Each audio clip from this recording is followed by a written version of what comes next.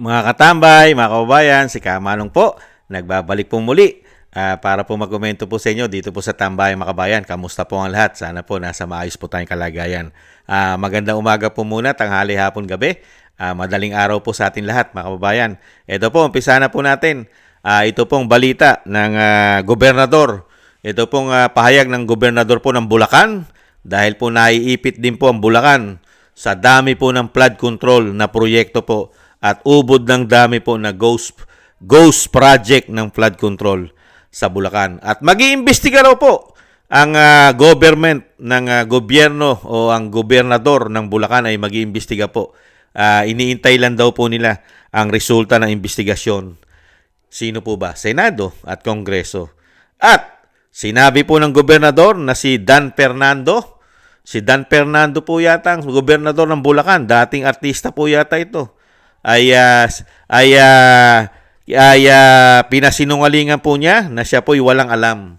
Wala po siyang alam sa mga anomalya.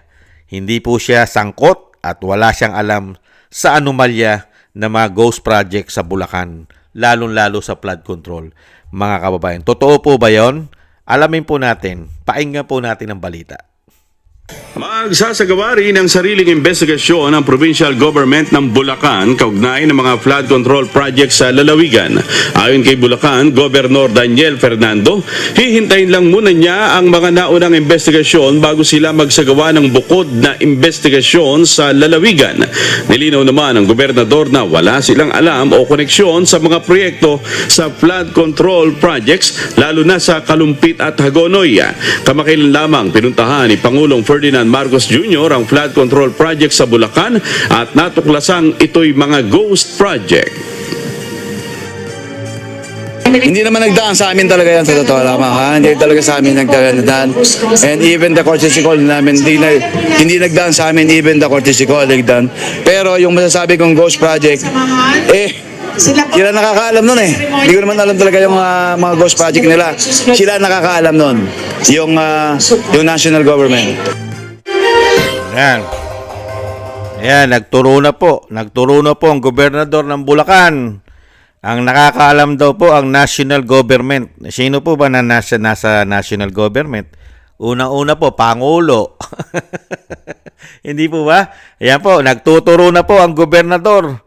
Wala raw po siyang alam sa mga proyekto ng flood control, lalo-lalo na po sa maanumalya na ghost project. Ang may alam daw po ay ang national government, mga tambay. Sino po ba? Magmula sa Pangulo, DPWH, at syempre po ang institusyon po ng Kongreso ang gumagawa po ng budget. Yan, sila po may alam, mga congressman, may mga senador dyan, mga kabayan. Sila po may alam. At yung mga contractors nila. Nakita nyo mga tambay, hindi pa tapos ang investigasyon nila. Pero ang gobernador ng Bulacan, walang alam. Mga tambay, iniiwas na po niya ang kanyang ulo na hindi na madamay sa issue ng korupsyon sa flood control. Hindi niya po alam yan. Wala siyang alam. Basta sa Bulacan, yung mga sinasabing ghost project, wala siyang alam dyan. Basta siya ay gobernador lang. Wala siyang alam. Katarantaduhan yan. Pambira. Diyan kayo kumikita eh. Hindi po ba? Saan po ba nagpapakamatay ang mga politiko natin sa ating bansa? Di po ba sa proyekto, sa project, diyan po sila nakakamal ng milyon-milyon, daan-daang milyon, umano, nakita, kickback, komisyon, patong. Di po ba? Pasobra. Di po ba? Ang mga politiko. Lalong-lalo po sa proyekto. Diyan po ang ginagawa nilang gatasan umano. Mga proyekto. Di po ba? Kaya gustong-gusto nila lagi may proyekto. Dahil tiba-tiba sila. Pagka po ang pinasabog at talaga sinabi ni Vice President na ginagawa ng mga politiko at sinasabi ni dating Pangulong Duterte na ginagawa ng mga congressman at mga LGUs na mga korap, mga magnanakaw, at ganun din po si Mayor Magalong. Ano po? pinagkakakitaan po ng mga magnanakaw na demonyo na mga politiko ang pagawain, proyekto ng bansa. Hindi lang po flood control. Di po ba, Gobernador? Hindi lang po flood control. Kumikita. Kumikickback. Di po ba? At marami po dyan na proyekto. Lalo-lalo po ang mga LGUs. Kumikita po sa mga proyekto. At pinagkakakitaan nila ng limpak-limpak na salapi. Hindi po ba? At dyan po sila kumikita rin dahil may mga contractors po yan. Hindi po ba? Hindi naman po bobo tanga ang mga Pilipino. May kanya-kanya pong mga contractors yan. Hindi po ba? Meron din po ang mga politiko katulad ng mayor, gobernador, congressman. At syempre, nagkakaamuyan yan. Hindi po ba? Pag may proyekto si congressman, papayag ba si gobernador na hindi man lang maulingan? At ganun din yung mayor na nasasakupan ng Ghost Project kung saan syudad at city at kung saan probinsya. Sige nga, lukuhin nyo lelang yung panot o lelong yung panot. Lukuhin nyo. Hindi po ba? Kaya kahanga-hanga itong si Governor Daniel Fernandez o Daniel Fernando. Matama. Yung isa nga pala si Fernandez congressman yun di ba? Na natalo na yata yun. Tumakbo yata ang governor ng Laguna. Di ba? Yung tinatawag na si Boy Google. Fernandez po yata yun. Ito naman po Fernando. Parehas po kasi artista. Hiyang-hiya naman po tayo. Kayang-kaya pong bilugin ng ulo. Kayang-kayang bilugin ng gobernador ang ulo ng mga taga Bulacan. Mga bayan, napakalinis ng gobernador. Napakalinis! Hindi po siya sangkot sa mga anomalya at korupsyon. Lalong-lalo po sa mga programa at pagawain ng bayan, ng gobyerno. Taxpayer money. Hindi po ba? Gobernador, baka po kayo masilipan sa nasyonal, mga kababayan, dahil itinuturo nyo ang nasyonal ang may alam sa napakalaking korupsyon na ginawa nila ng 3 taon. Flood control pa lang. Itinuturo nyo na sa nasyonal, mga kababayan. At sinasabi nyo na kayo walang kinalaman. Pagdating sa korupsyon, at ito'y pumuputok at nabibisto na, kanya-kanya na pong tago ng ulo, mga kababayan. Susunod yan, yung mayor. Itatago na rin po itatago na po ng mayor yung ulo niya. Lalo-lalo po, yun na sinasabi nasa kalumpit. Di ba? At yung flood control doon sa Bulacan na mga ghost project, kung sino po ang mayor doon, magsasalita rin po yun. No! Hindi namin alam yan. Wala kaming alam dyan. National yan! Kaya nga po yan yung sinasabi ni Vice President at ni Mayor Magalong. Dapat po ang nag-iimbestiga dyan, hindi po yung mga magnanakaw at hindi po mga buhaya at hindi po mga demonyong politiko ang mag-iimbestigar yan. Dahil unang-una, mga sarili po nila una nilang pagtatakpan dyan di ba? Para hindi sila madamay. At syempre, magkakabaro yan di ba? Magkakampihan yan. At syempre, ang iipitin lang nila dyan, number 1, yung kalaban nila sa politika. Lalo kung hindi ka pabor sa administrasyon. Pangalawa, yung mga contractors. Yung mga contractors dyan, iipitin nila yan. Pero yung sinasabi nga ng Vice President, yung mga contractors, galamay lang yan. Galamay ng mayor, galamay ng gobernador, galamay ng congressman, galamay ng DPWH.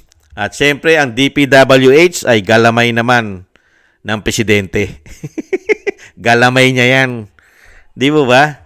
Step by step yan di ba, yung mga congressman, sino naman po nag-uutos doon? Yung tinatawag na tambaluslos. Yun naman po nag-ahari doon, umano.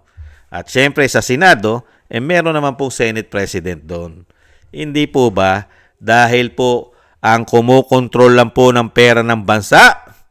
Ang ating bansa po ay kontrolado lang po magmula po sa Commander-in-Chief at ang institusyon po ng Kongreso. Sila lang po ang halos may karapatan mag-manage, gumawa kung paano ito pagparti-partihin, budgetin. Sila po ang gumagawa niyan. Ang institusyon po ng Kongreso, ang Senado at ang House of Representatives. At siyempre, ang Commander-in-Chief.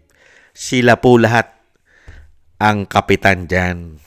Kaya ngayon, mga kabayan, siyempre, pag hawak na po ng congressman, dadali na po yan sa mga probinsya nila, sa mga distrito nila. Di po ba? At nahandyan na po si gobernador, nahandyan na po si mayor, mag-uusap-usap na po yan. Ayon kay Mayor Magalong, how much? Magkano ba ang mapaparti ko riyan? Magkano ba ang akin dyan? Hindi po ba, Gobernor? Totoo po ba yon? Yung magkano partihan? Hindi lang naman si contractors ang kikita dyan. You know, nagpakahirap si congressman. Nagpakahirap malagyan ng malalaking pera ang proyekto sa Bulacan. Mga ghost projects. Sa tingin nyo, yung nagpakahirap na congressman, sa tingin nyo, nagpakahirap siya ng wala lang, iyan ang lakaran nila. Dekada na nilang ginagawa yan. Nagatasan, walang hiyain, nakawin, mga durobo. Itong mga ito, nagpakawalangi at nagpakademonyo sa mga pera ng Pilipino, sa taxpayer. Di ba? Matagal na po nilang ginagawa yan. Kaya nga sinasabing pinaka-worst yung institusyon na yan di ba? Pinaka-corrupt, pinaka-rotten, ayon sa dating Pangulong Duterte. At syempre po kay Vice President Sara Duterte. Mga kabayan, kayo po, mga taga-Bulacan, mga kababayan ko sa Bulacan, mga kapwa ko Pilipino sa Bulacan, ano po, naniniwala po ba kayo kay Governor Daniel Fernando na siya po ay wala kinalaman sa proyekto ng gobyerno, lalong-lalo po sa flood control at sa mga ghost project sa Bulacan? Wala pong kinalaman si Governor at hindi po siya nagkapera dyan at hindi po siya kumita riyan pagka si Governor po ang pinaniwalaan po ninyo. Naniniwala po ba kayo dyan, mga kababayan ko sa Bulacan? Hindi po ba, mga kababayan kong Pilipino sa Bulacan? Naniniwala po ba tayo kay Governor nang may kinalaman lang sa malawak ang korupsyon at nagkapera? Ay ang national lang, mga tambay. Naguhugas na ng kamay si Governor. Hindi kaya? Mga kabayan, napakarami po naguhudas ngayon. Mga kabayan, malayo pa po. Malayo pa na ipako at naguhudas na, mga kabayan. Talagang wala kang aasahan sa mga politiko. Lalo-lalo ang pagka-politiko po yung walang paninindigan. At talagang pera-pera lang umano. Ay talagang dyan po lalabas ang mga balimbing, mga hudas, mga nagtuturo. Tapos, yung unang-una, syempre, ise-save nila ang mga ulo nila. Para hindi sila madamay. Ganon lang po yon. Kanya-kanyang turo na. Kanya-kanyang bintang. Maraming salamat po, mga tambay. At good luck na lang po kay Governor. Naniniwala naman po sa inyo, Governor, ang mga kababayan yung Bulakenyo na kayo po'y malinis na politiko at hindi po kailanman kayo'y magnanakaw ng pera ng bayan. Naniniwala po mga taga-Bulacan sa inyo, Governor, na kayo po'y walang kinalaman anomalya. Kahit saang proyekto, kahit hindi flood control, kahit anong yung mga programa nyo na ginagawa nyo sa Bulacan, ay malinis nyo po yang napagsisilbihan at wala ni 5 kayong ninanakaw dyan. Hindi po kayo, ibang klase po kayong politiko, Governor. Ayon po sa inyo. Wala kayong kinalaman. Maraming salamat po, mga kababayan. At aasahan po natin ang mga kababayan natin Pilipino sa Bulacan. Napakaswerte nyo. At nagkaroon po kayo ng gobernador na wala kinalaman at hindi nakakapera at hindi po nagnanakaw sa mga proyekto ng gobyerno. Napakaswerte nyo mga taga Bulacan. Meron kayong gobernador na isang damukal ang flood control na ginawa dyan. Mga tamay, pero wala pong kinalaman si Governor Daniel Fernando. Ang project po ng Bulacan, ang pinakamaraming nakuhang flood control project. Kasama pa ang mga ghost project. Gaano po karami ang flood control sa Bulacan? Numero 1 po sila. Hindi po bababa sa 600 plus na flood control project. 600 plus. Pero wala pong kinalaman dyan si Governor Fernando. Wala siyang kinalaman. Sila lang ang corrupt. Ganyan po kalinis ang gobernador ng Bulacan. Kahanga-hanga. Pwede po natin kapalakpakan, mga kabayan. At pwede po natin ipagpagawa ng rebulto sa Bulacan si Gobernador. Mga kababayan, napakalinis na lingkod bayan. Maraming salamat po sa gusto po ng ating tambayang makabayan sa YouTube at TikTok. At ganoon din po sa mga nagko-comment, like, share, and subscribe. At sa mga subscribers po natin, maraming salamat po sa inyo. Mabuhay po kayo. At sa mga magsusubscribe pa po, thank you po.